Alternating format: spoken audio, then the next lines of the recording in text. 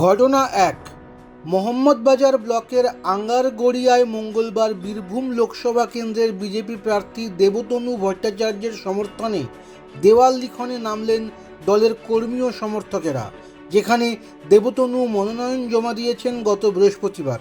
শুক্র, শনি, রবি ও সোমবার পেরিয়ে শেষে মঙ্গলবার শুরু হলো তার নামে দেওয়াল লিখন।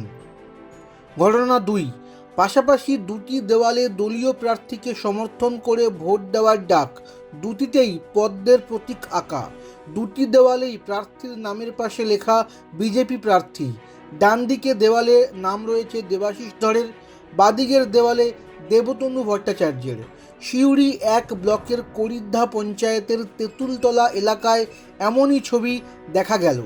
এই দুটি ঘটনাই জানান দিচ্ছে শেষ মুহূর্তে দেবাশিস ধরের মনোনয়ন বাতিল হওয়ার পর বীরভূম জেলা বিজেপির ঠিক কতটা ছন্নছাড়া অবস্থায় রয়েছে। নতুন প্রার্থী দেবতনুর নামে দেওয়াল লিখন শুরু হয়নি বললেই চলে। এখনও বীরভূম লোকসভা কেন্দ্রের দেওয়ালে দেওয়ালে জ্বলজ্বল করছে পুরনো প্রার্থী দেবাশিসের নাম।